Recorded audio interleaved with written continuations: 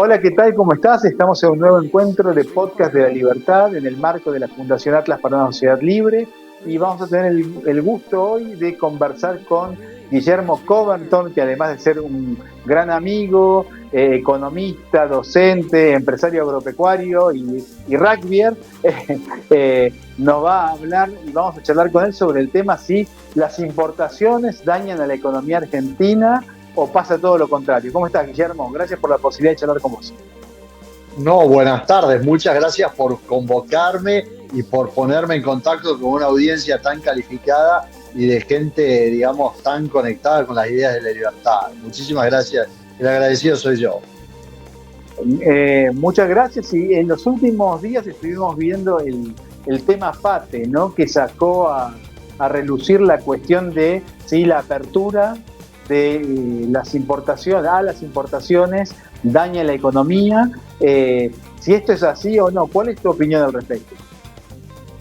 Bueno, a ver, nada viene de casualidad. Es importante recordar un poco la historia de cómo arranca y por qué arranca FATE, que era una empresa que en realidad se dedicaba a hacer, digamos, productos con tela y goma y en determinada...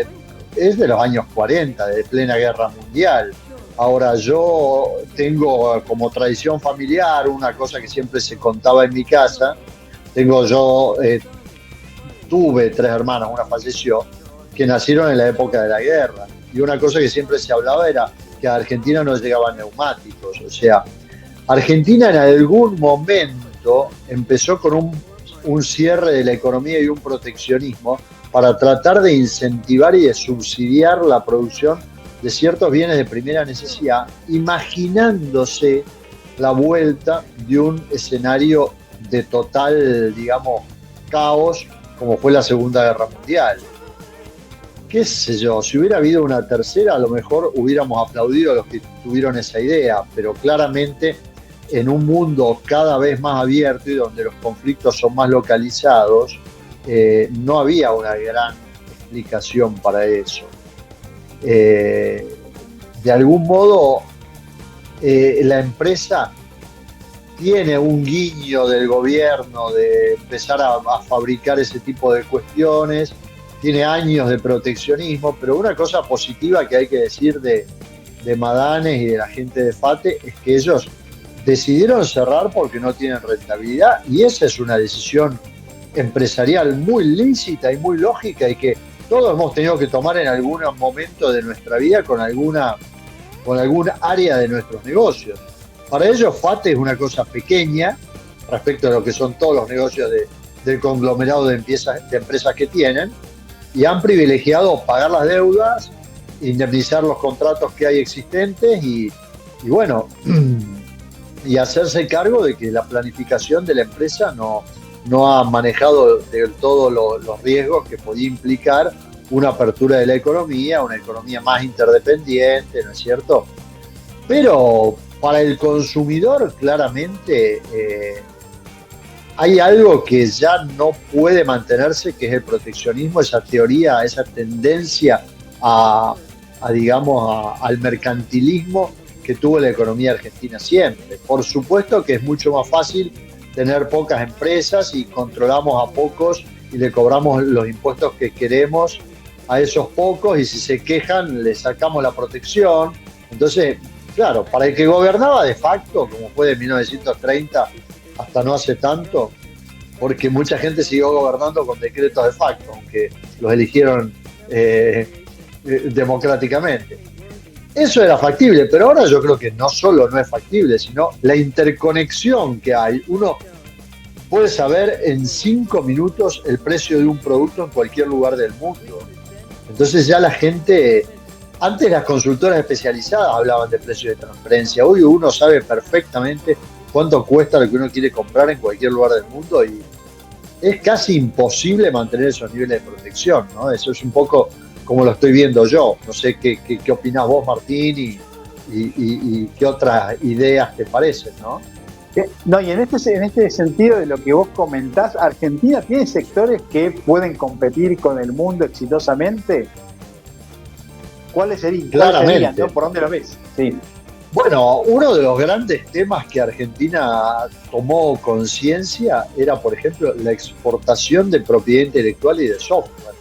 Cuando les garantizaron un marco jurídico más o menos razonable, apareció cualquier cantidad de gente haciendo eso.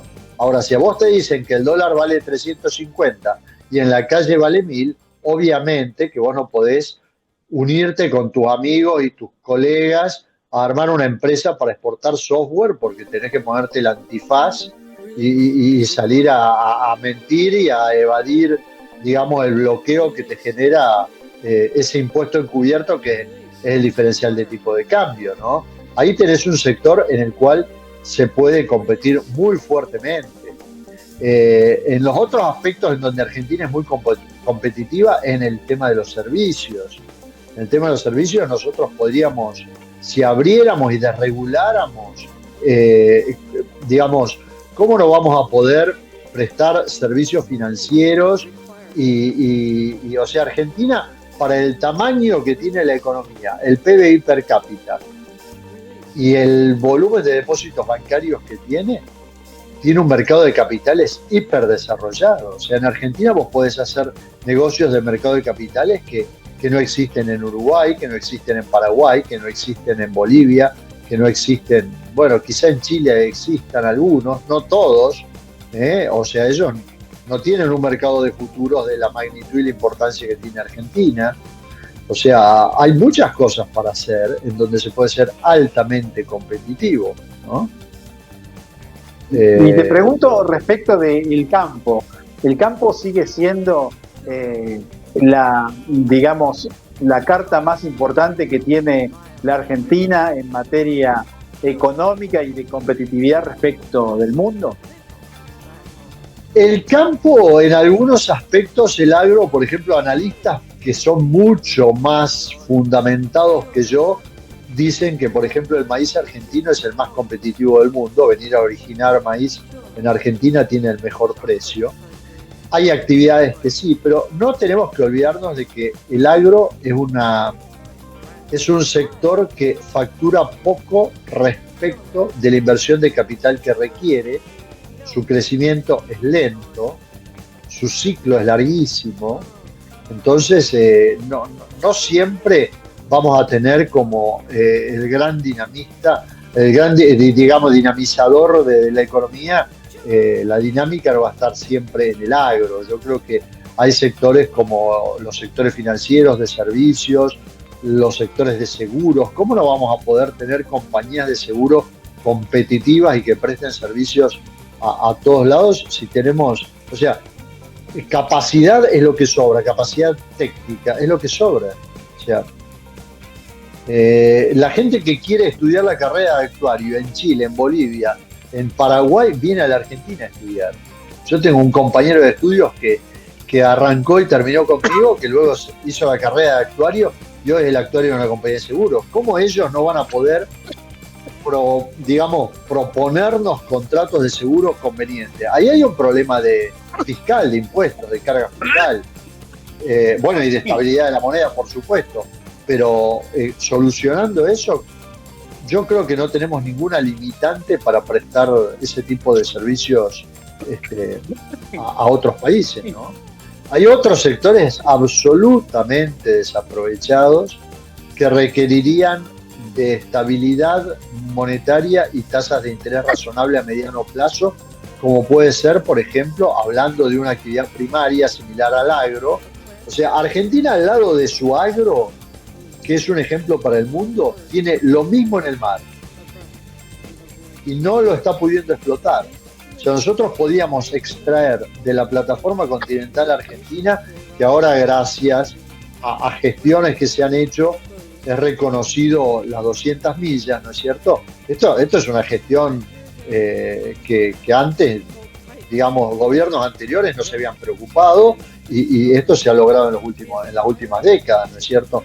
Pero vos podrías tener, o sea, la Patagonia tiene ríos con agua dulce, varios, y podés tener puertos operativos en donde podés tener abastecimiento, podés tener equipos de frío, podés tener rutas e incluso aviones que abastezcan los puertos y que saquen rápidamente la producción al mundo, y podrías tener operando una flota pesquera como lo que tiene España en las costas de Marruecos y del Sahara y del Banco de Canarias. O sea, no es entendible que Argentina no se haya dedicado a eso.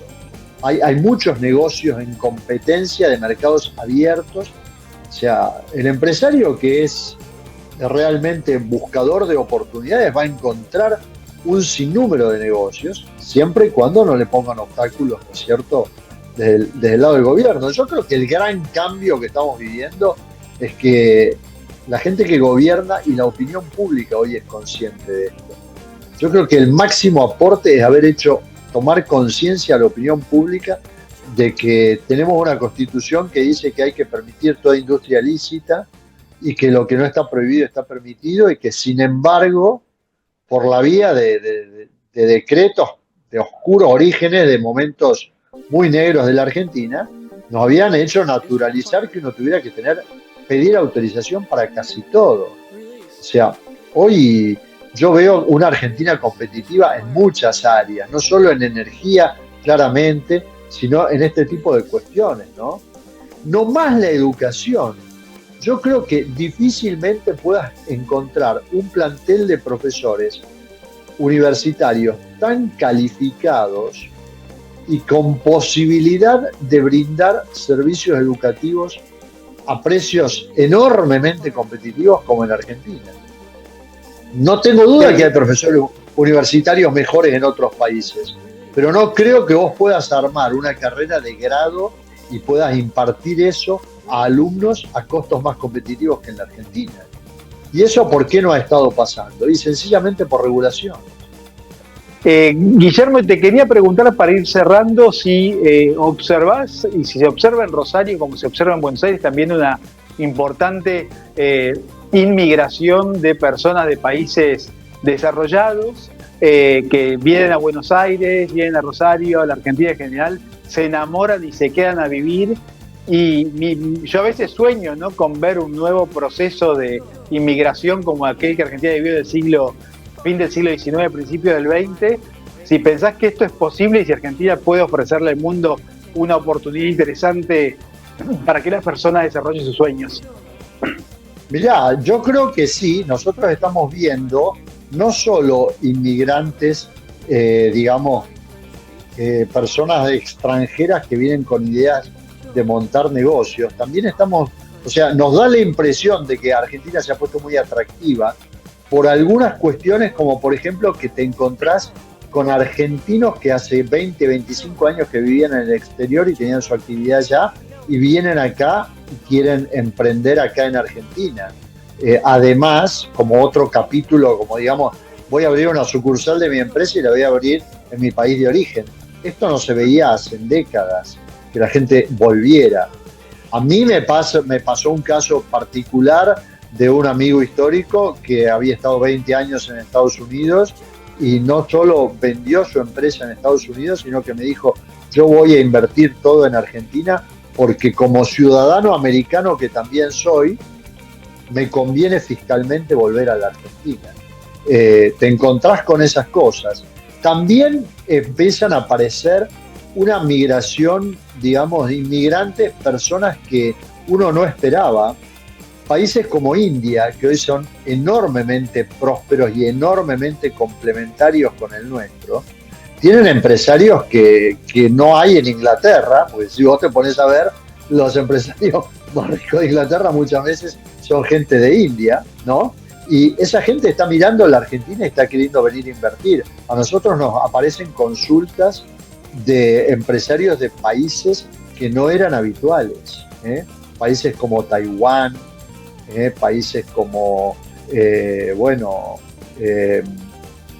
también Israel, ¿no? Bueno, Israel no sería novedoso porque Israel siempre ha tenido una migración, pero por circunstancias que no son las de ahora. Los que quieren venir de Israel ahora son empresarios de enorme peso.